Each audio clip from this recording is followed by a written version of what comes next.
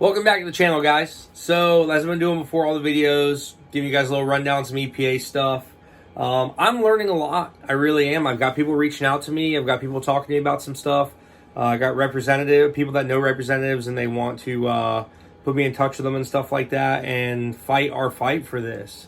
First of all, though, thank you again. Like, subscribe, whatever you got to do to the channel to help us out.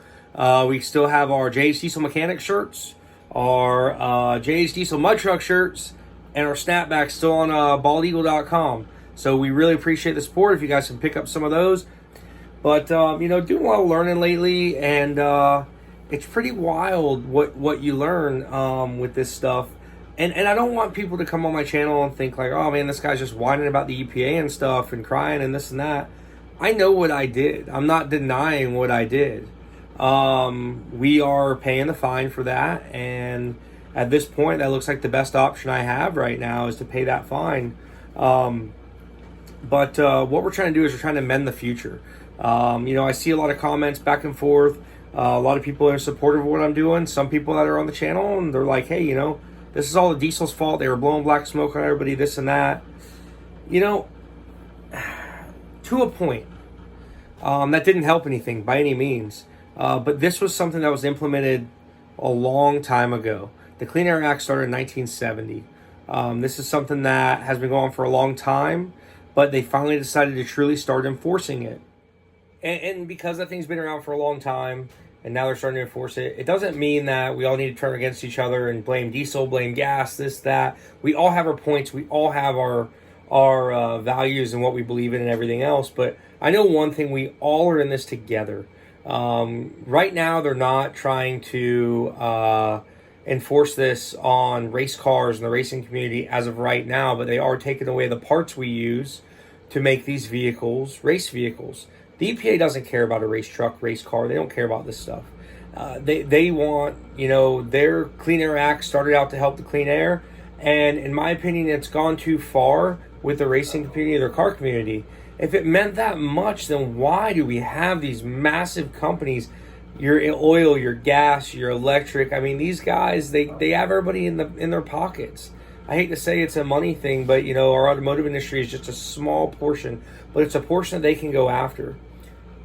A big thing I've seen a lot of people comment on or ask on or talk about on is, oh, they saw you on YouTube, that's why this is happening.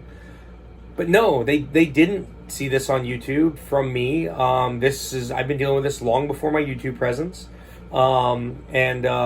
There's other shops that never had a YouTube presence, and they're dealing with this stuff.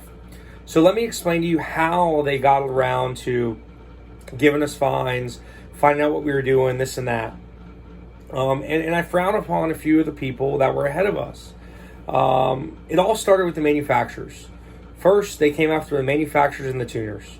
Whoever's doing the tuning, whoever's doing the manufacturing, the big guys in there, that's what they did. They went after those guys, big name companies. A lot of you guys will know the names. I'm not going to name them.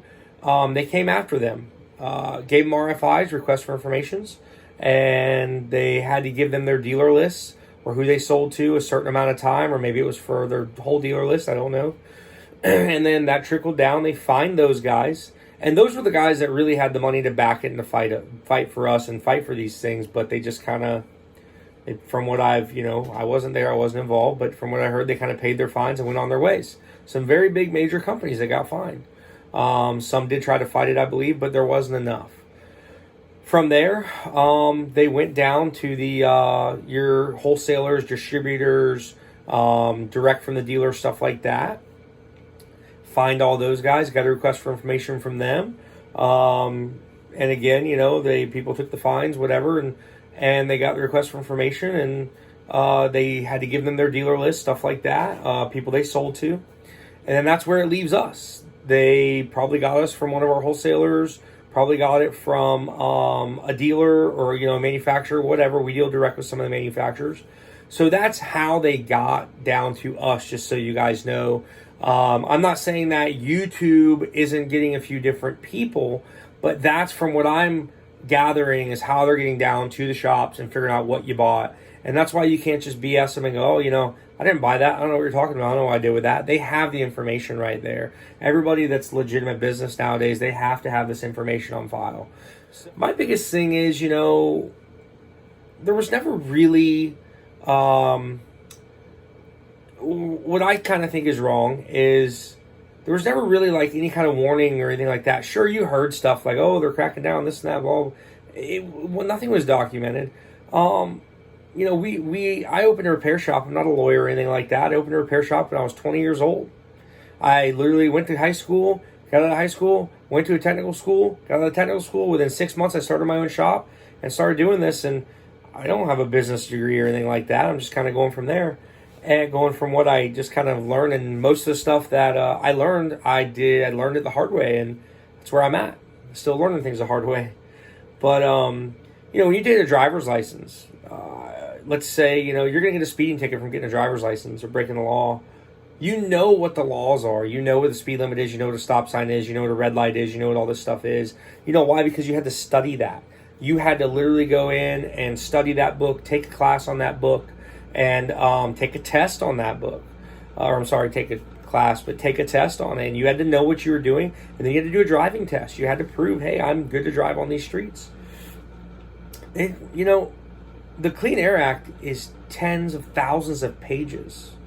How are we supposed to know what to read in there, even if they just gave us the automotive section? So I do kind of find that a little. Not everybody's going to read the Clean Air Act. I didn't read the Clean Air Act. I've read bits and pieces from what I can, but a lot of that stuff too, the way the government interprets things, it's kind of bad how they interpret things. They almost interpret them so it leaves them room for, well, we could probably change that later on, or hey, we can enforce this later on. Because there's nowhere in the Clean Air Act does it say that they're going to protect our race cars. You can use it for off-road use. Nowhere in the Clean Air Act does it say that.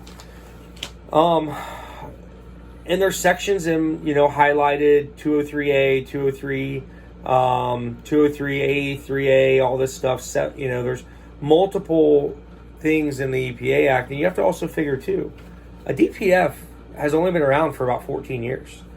Diesel exhaust fluid has only been around for about 10 years.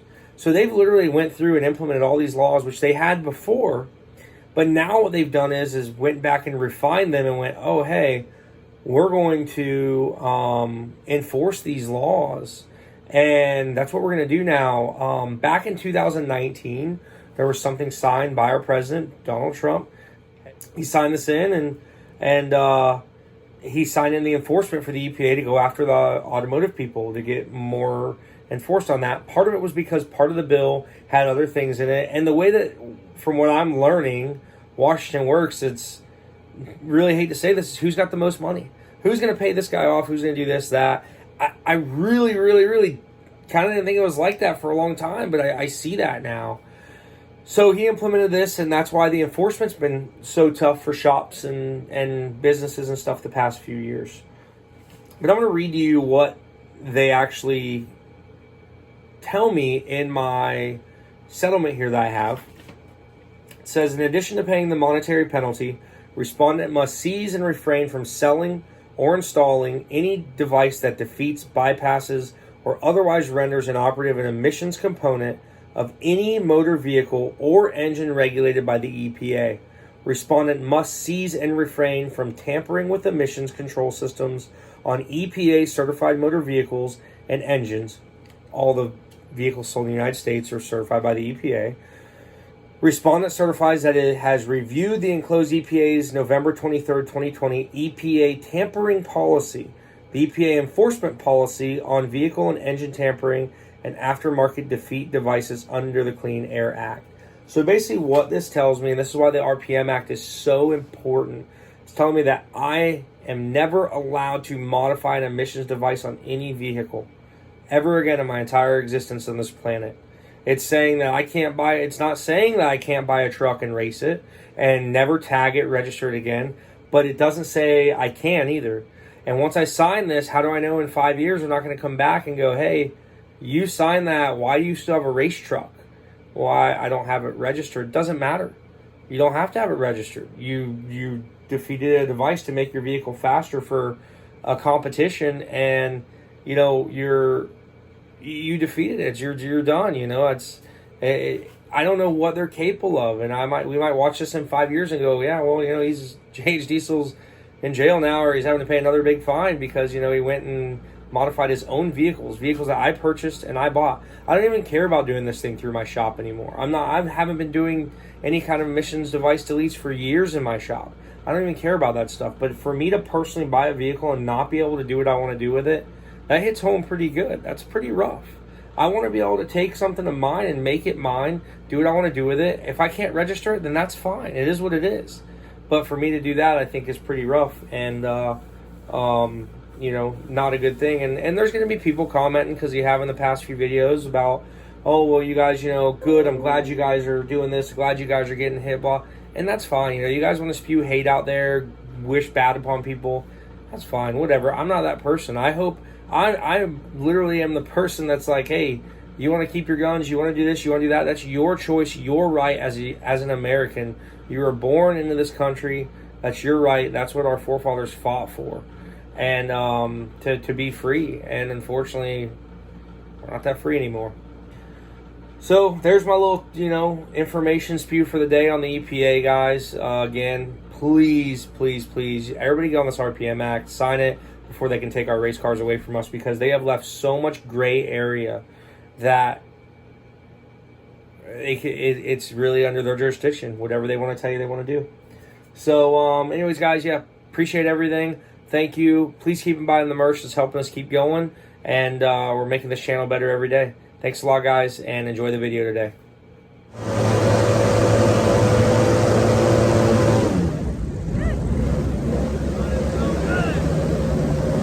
All right, guys, welcome back today. So we're going to be messing with the Airboat for a little bit. I had some issues last time I had it out, so I'll show you guys what's going on here.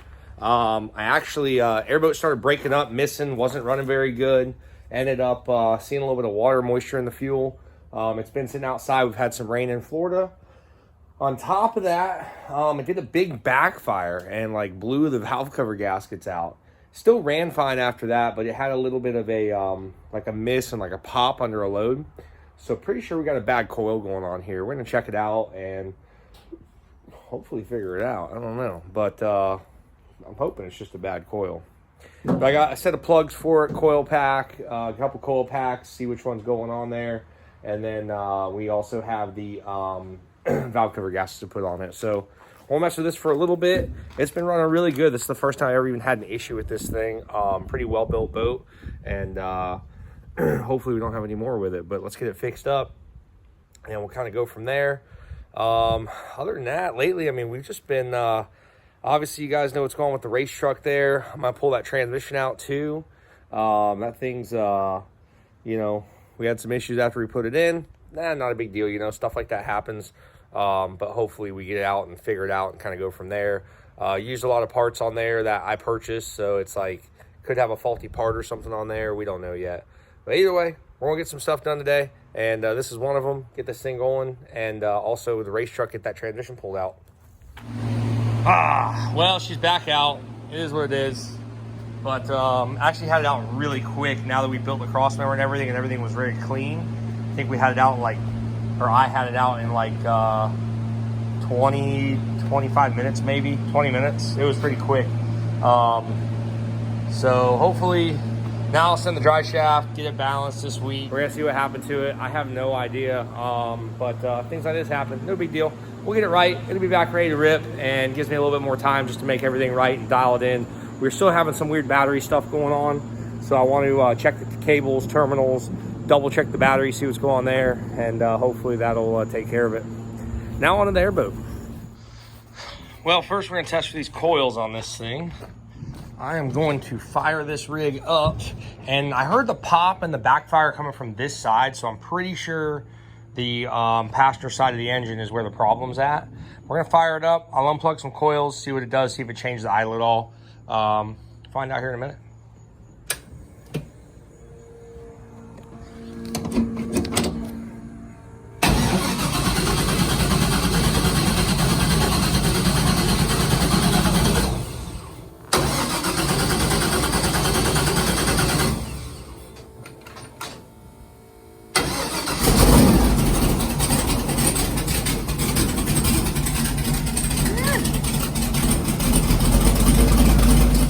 So I fired her up, and she ain't wanting to run worth a crap. It wasn't running near this bad, but we completely got a dead cylinder here. There's multiple ways to check it out. I just grabbed the quickest way I could think of, and that was I grabbed my heat gun, and let's just see exhaust heat. It's been sitting here for like 5 minutes since I had to go find the heat gun. 169, 165, 144, 138, 94. Sorry, 92. I'd say there's our dead cylinder right there. I got a coil pack. I'm gonna slap it on there and hope for the best. All right, let's see how she runs now. Just slap the new coil in there.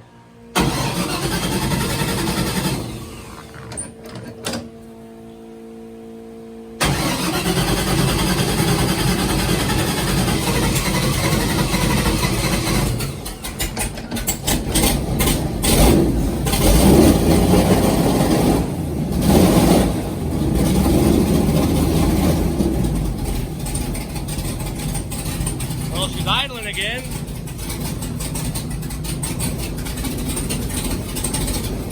Oh yeah, temp's coming right up.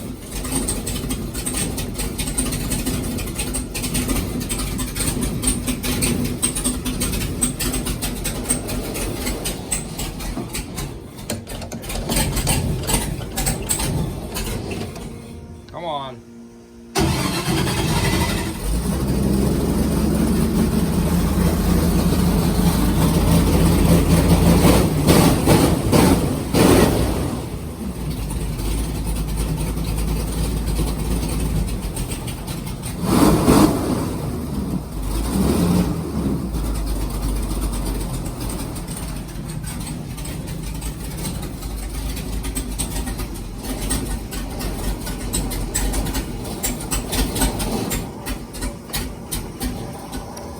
Not know why she ain't wanting to idle. Probably got a foul plug too, so I'm gonna do all the plugs in it. I'm gonna let it cool down, do the plugs, do the valve cover gasket, because when it backfired, it blew the valve cover gasket out. Kind of crazy. So I'm actually going to do all the plugs in it, get all that done. But as you guys can see now, 207, 280, which these cylinders are not gonna be exactly the same. They get hotter as they go to the front, I guess.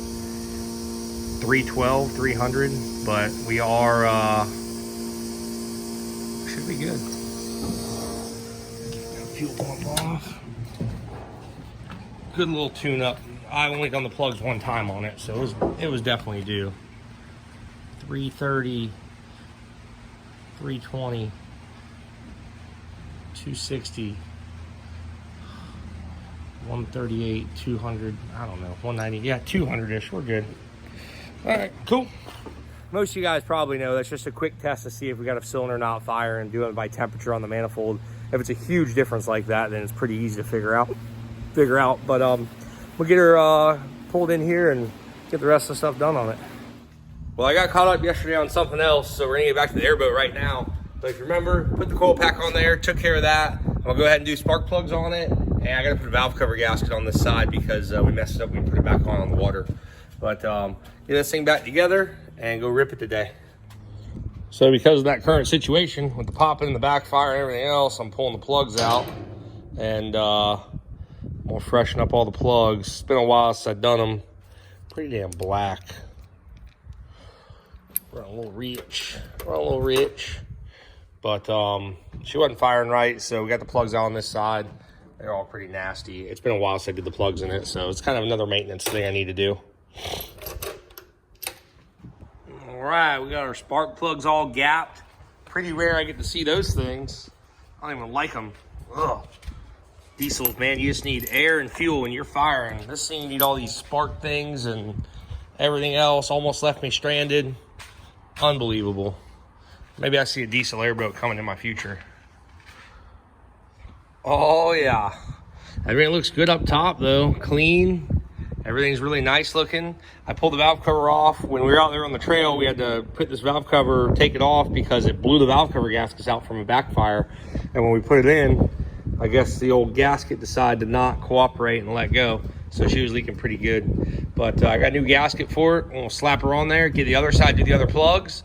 And hopefully this thing's ready to rip today. All right, let's see See how she runs. Just had to rinse her off. It was all oily. Oh yeah.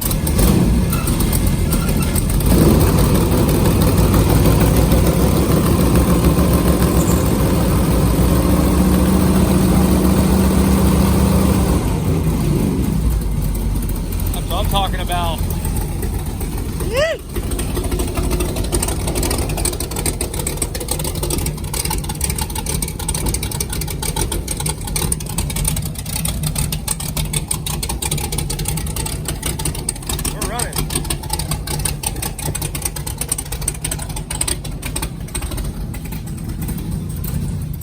So backing into the boat ramp 101. Don't be that guy that can't back his boat into the boat ramp.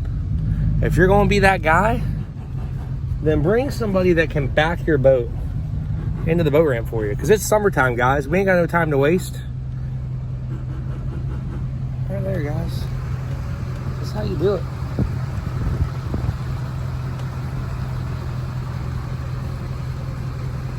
EPA, beautiful. One shot, one opportunity.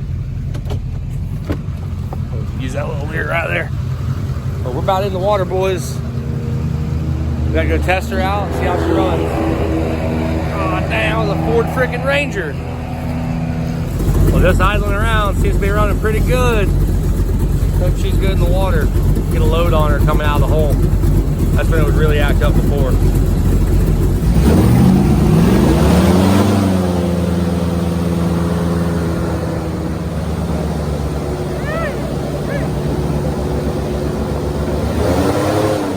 Oh yeah, she back.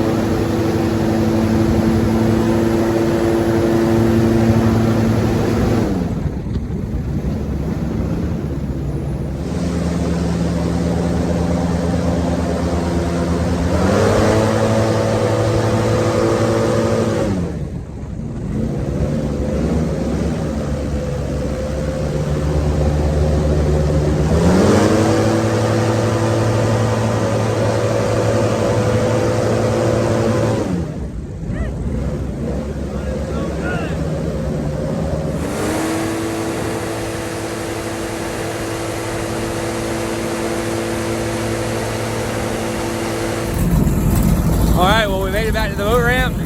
What do you know? It started downpouring on us. Pulled around the last corner and it was coming down, but made it back. Still running great, running good. Very happy with it. This guy. Can't zoom in. Hands are wet, can't zoom in, but man, we just like literally had a monsoon hit us. Well, it's all wet, it's all good. Anyways, guys, boat's fixed. We'll have some more content soon. Thank you for watching Jason's channel. We'll see you next time.